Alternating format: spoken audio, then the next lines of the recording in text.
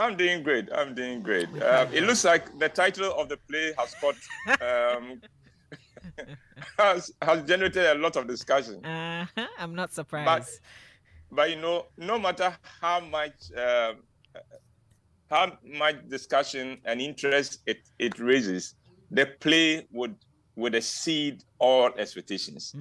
This is one incredible play. Nice, This is one nice. incredible play. Where it come from Maybe the now? star of the show of the play is an 8-year-old girl. Oh, how cute. Okay. Yeah, because for the first time in 14 years, I am putting children, 3 kids on stage. Wow, wow. So we're going to a home and we're going to be with the family. Okay. And the star is the last girl, the last child of the family, Yay. 8-year-old girl, Has and got it's material. fantastic. Nice. It's Nice. fantastic. Anyway, Nice. so if you haven't bought your ticket already to Husband Material 7 years, this is your chance and do it now. You would really be blessed. Maybe last Thursday, I began a 2-part series on how I was almost sabotaged at an international conference on book publishing at Wheaton College in Illinois in the US, to which I had been invited as a resource person. I set the series up by telling you how the invitation came about.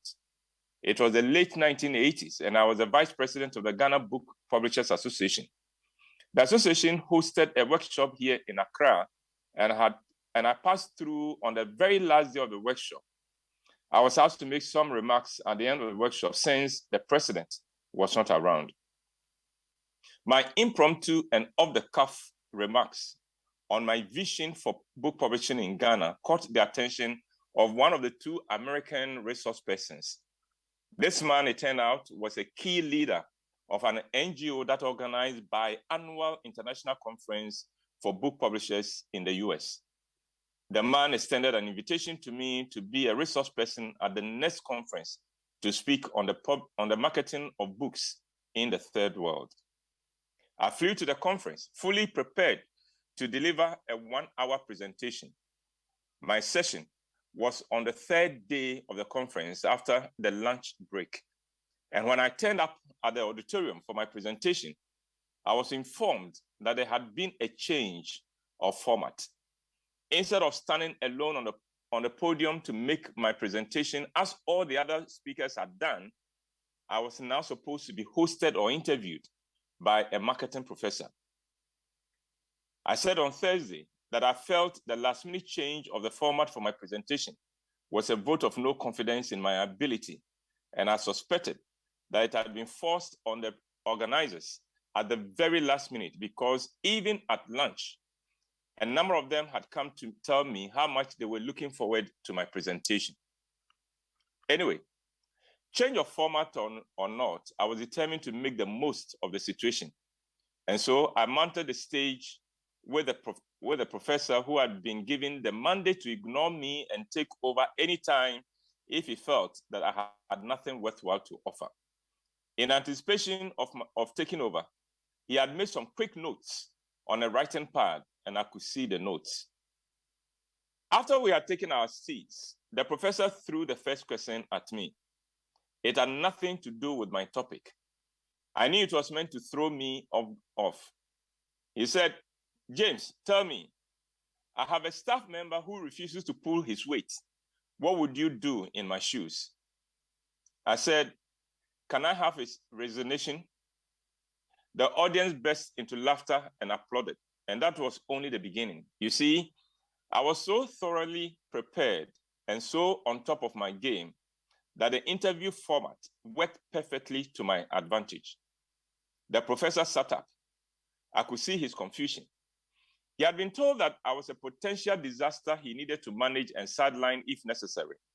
And here he was, confronted by a very prepared and knowledgeable guest with a sense of humor. His body language changed from superiority to admiration. He abandoned his notes and began to show real interest in what I had to say. And the audience loved it. At one point, the professor said, "James, what would it take to get you to work with me? Talk about God turning unintended evil for good." After the session, a lot of people came to congratulate me and to carry on the conversation. The conference broke up into groups, and in the group to which I was assigned, the leader of the group virtually turned the group over to me, and the participants kept asking me questions. That evening at dinner, the man who had invited me to the conference asked me to join him at his table. He said, "Thank you, James. You have made me look good. You are all my colleagues I'm talking about now." Then his friend who was with him at the table said, "James, can I ask you a question?" "Sure," I said. He said, "Before I ask the question, please permit me to tell you where I am coming from." He said, "I used to manage a big 5-star hotel in Europe. Whenever a Nigerian passed through, he would query me on why we did not have any Nigerian on our staff and threaten that if we did not hire a Nigerian, he would campaign for all Nigerians to boycott the hotel." The man said, "It has been my experience that Nigerians are always promoting their own, but Ghanaians are always destroying their own. So here's my question. Why are Ghanaians like that?" Apparently, a Ghanaian who had arrived at the conference on the morning of the third day, that's the day of my presentation, had discovered that I was on the program and had gone to the organizers to say that I was a nobody in Ghana. He had told them that they made a mistake in giving me any conference time. He had managed to make them believe that I was going to disgrace them if they allowed me to go ahead with my presentation. He had given them the impression that he knew me very well, that we were very good friends, but he knew that I had nothing to offer. And he did not want the organizers to be embarrassed by a nobody like me. The organizers had panicked, but it was too late to tell me that I was no longer going to speak. And that was why, at the very last minute, they had prevailed on this professor in marketing to virtually take over. And now, seeing the impact I had had on the conference, they were wondering why the Ghanaian had told them that I had nothing to offer. So to the man's question, I just smiled and said, "Chuck, I have not thought about it." And indeed, I hadn't given it any thought at the time. But since then, I have been amazed at how often a Ghanaian slams a door of opportunity shut in the face of another Ghanaian.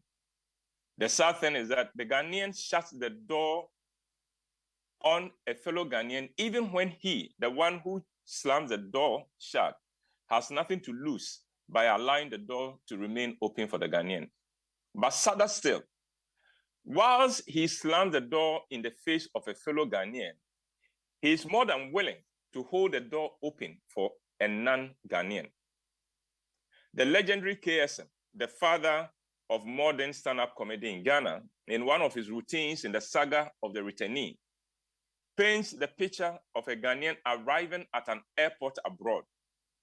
The Ghanaian is stuck in a long queue for foreigners and visitors as they wait to clear immigration and customs, while the queue for the citizens of that country moves at a very fast pace. Then the same Ghanaian arrives home in Ghana, and at the airport in Ghana, he now finds himself as a citizen in the queue for citizens that does not move because everyone is being scrutinized thoroughly, while the queue for foreigners and visitors moves much faster. I don't know what it will take for us to love ourselves here in Ghana. I don't know what it will take for us to realize that in promoting a Ghanaian, we are securing the future for ourselves and for our children and their children. But until we find a way of loving ourselves and supporting our own, we'll continue to lose even in our own country. And Mama V, that is my presentation for this morning. Uncle Ivo, you've said it all. Thank you very much for food for thought. This is indeed food for thought. Yeah. Well, enjoy the week. I wish you same, Uncle Ivo Whyte, and may we All right. continue to love one another. That's Uncle Ivo Whyte with food for thought.